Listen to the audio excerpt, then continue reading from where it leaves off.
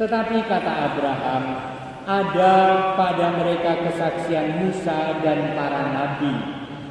Baiklah mereka mendengarkan kesaksian itu. Jawab orang itu, tidak Bapak Abraham. Tetapi jika ada seorang yang datang dari antara orang mati kepada mereka, mereka akan bertobat.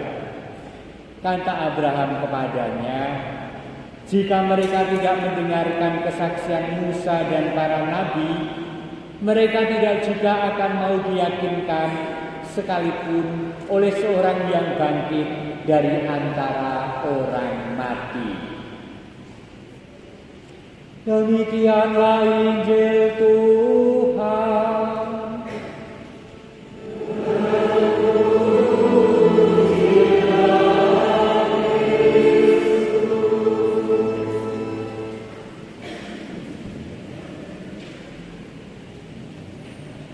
Beberapa bulan lalu di media sosial dan televisi ada diskusi yang orang rampung-rampung, yaitu perkara orang-orang yang memang kaya lalu memamerkan kekayaannya itu entah lewat media sosial, entah lewat televisi, Instagram, YouTube dan seterusnya. Memamerkan gudang mobilnya, memamerkan rumahnya yang magrong-magrong, memamerkan simpanan tas-tasnya yang dari luar negeri mahal, dan menyebut satu terhadap yang lain sebagai sultan. Ada Sultan Bogor, ada Sultan Solo, ada Sultan Wonogiri, Bomono, ada Sultan Iromoko, ada Sultan Purwantoro. Intinya adalah mengangkat diri sebagai seseorang yang paling kaya di sekitar sana dan menyebut sultan daerah itu. Dan dengan bangga memamerkan apa yang dia miliki. Sungguh-sungguh pamer dengan sadar. Mungkin mereka merasa bahwa apa yang mereka miliki itu dimiliki dengan sah, tidak dari korupsi atau apa. Jadi mereka bertanya, apa salahku kalau aku pamer milikku? Aku juga membayar pajak, aku juga membayar kewajiban agama. Apalagi yang kurang dariku? Gitu. Seolah kita pun berpikir, ya, ora ono sing kurang pamer ya apa bodone dhewe kok. Pamer ya duwite dhewe kok, pamer ya omahe dhewe kok, pamer ya kekayaane dhewe kok. Apa yang salah ya? Ada sesuatu yang mungkin kita tidak bisa merumuskan. Dan hari ini firman Tuhan merumuskan itu dengan sendirinya. Apa itu? Injil suci menceritakan tentang orang kaya dan Lazarus yang miskin. Lazarus itu meminta-minta bahkan remah roti yang jatuh dari meja si kaya, tetapi pun itu tidak mungkin mendapatkannya, kurang lebih begitu mungkin. Kemudian orang kaya mati, Lazarus juga mati.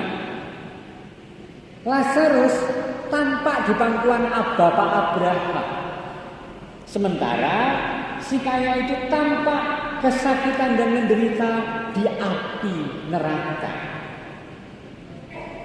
Maka kemudian terjadilah dialog atau diskusi antara di satu sisi Abraham dan Lazarus, di sisi lain adalah orang kaya tadi.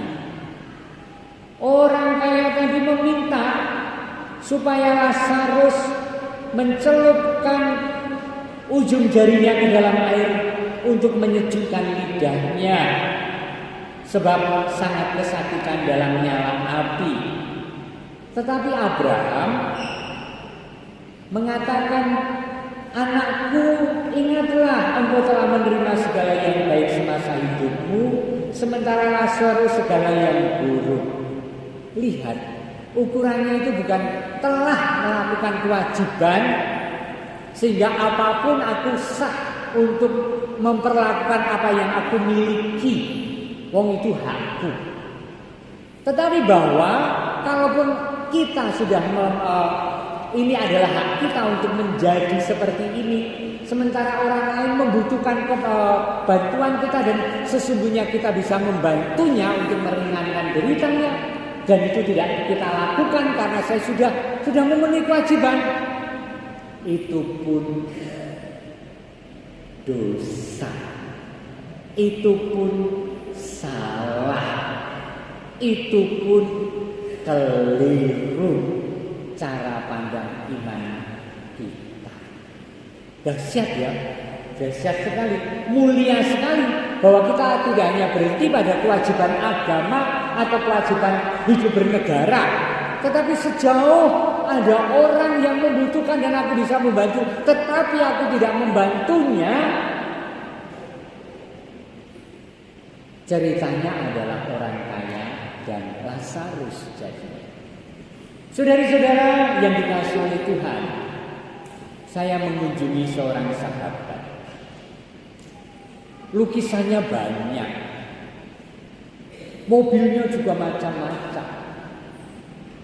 Dan saya tertarik pada beberapa lukisan. Saya tanya, ini harganya berapa? Saya kenal pelukisnya, kenal itu tidak berarti serawung pribadi ya, tetapi saya tahu ini pasti sangat mahal, dua lukisan. Lalu dia diam dan mengatakan, Romo, saya malu untuk mengatakannya. Kemudian dia menyebut angka, saya lupa, mungkin 700 juta atau miliar gitu, saya lupa. Dan dia mengatakan, saya malu untuk mengatakannya. Kenapa dia malu? Karena dulu dia merasa sultan dan sekarang dia adalah pekerja untuk kebun anggur Tuhan. Jadi kok biyen aku iki pamer lan tuku sakmono regane, nek saiki kan iso nggo werna-werna, nggo kamulyaning Gusti Allah lan kraton dalem. Kurang lebih begitu, itu tidak dia katakan, tetapi saya menangkapnya sehingga dia mengatakan saya malu untuk menyebutnya dalam tanda kurung karena sangat mahal dan aku bangga dengan itu, sesuatu yang sekarang tidak saya kejar lagi. Kurang lebih begitu. Saudara-saudara yang dikasihi Tuhan, paroki-paroki ini membayar iuran wajib ke keuskupan. Jumlahnya beda-beda tergantung kolektornya piro, seminggu atau sesasi. Kalau kolektornya itu sejumlah sedikit, mungkin iurannya hanya 15% dari kolektor. Jadi kolektor kita itu di suatu keuskupan loh sebagian. Dan uang persembahan amplopan saya tidak tahu apakah berjalan dengan baik amplopan di sini, bulanan atau dari pekerjaan-pekerjaan kita. Kalau paroki itu pendapatannya lebih banyak, prosentasenya lebih banyak lagi. Kalau banyak sekali persentasenya itu hampir 50%. Jadi kalau suatu paroki itu kolektornya sebulan 100 juta, 50 jutanya dikirim ke keuskupan. Untuk apa? Untuk solidaritas paroki-paroki yang membutuhkan. Demikian juga uang pasturan. Loh, kok ono uang paroki, uang pasturan sih Romo? Simpel menerangkannya. Uang paroki itu untuk program, untuk biara rutin, dan untuk banyak kebutuhan paroki, karya itu diambil dari kolektor dan uang persembahan dan sumbangan-sumbangan Anda. Oke? Lah kalau romo dan pasturan dan bengek rumah tangga pribadi para romo dari mana? Kuwi orang ngucak-ucak kolektor panjenengan. Ora, ning romo ki rak sok misa ujuk, misa keluarga, mulang, memberi pengajaran, rekoleksi dan seterusnya, kan diberi stipendium, diberi honorarium. Kalau baptis juga diberi jurastole. Kuwi dilumpuhke oleh bendahara pasturan. Salah satu romo sekarang Romo Victor bendaharanya untuk kesejahteraan. Jadi jenengan nyaos iki rasa minggring-minggring karo ndelik-ndelik. Leboke sae romo tiba-tiba kaget romone. Biasa wae romo niki stipendium misa dalu menika matur nuwun nggih sembahyangipun kangge anak kula aturan nampi. Romone matur nuwun Bu, kula tampi. Elegan to. Rasa dedak romo mangke dibuka nggih tase. Jebule diseselke nang tas. Elegan biasa. Rasa dedak romo ning tuku bensin, ora tuku bensin. Kuwi dilumpuhke. Apakah kemudian romo bisa menggunakannya semaunya? Enggak juga. Itu dilaporkan di keuskupan, ada prosentasenya. Kalau dari Eurastory dan stipendium dan seterusnya dari 3 romo itu misalnya 5 juta sebulan, engko ono pirang persen dikirim ke keuskupan. Kalau 10 juta persentasenya naik lagi. Kalau 15 juta naik lagi persentasenya yang harus dikirimkan untuk apa? Untuk kesejahteraan para romo yang lain yang mungkin orang arang ono ujug. Kaya ning kene iki ya arang ono ujug ya. Eling kuwi ya. Nah, nek ono apa-apa ujug ya atur panuwun sehingga sungguh-sungguh juga memperhatikan kehidupan para romonya. Nah, setelah desa ini nggih Romo Agus ora tau ngaling-aling bab ngono. Ya, nah saudara-saudara lihatlah rupa-rupanya kita tidak bisa gekeng dengan apa yang hanya kita miliki walaupun itu halal dan sah, walaupun kita telah melakukan kewajiban-kewajiban agama, tetapi terus-menerus ketika banyak yang kepada mereka aku tahu mereka membutuhkan dan aku mampu, kita terus dituntut untuk itu.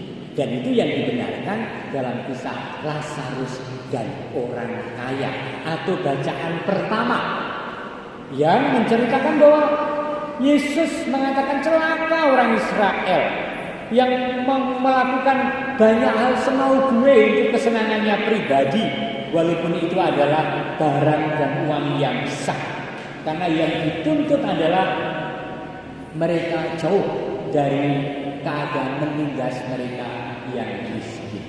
Mudah-mudahan ini menjadi inspirasi spiritual kita, baik secara pribadi, keluarga maupun kelompok kita. Amin.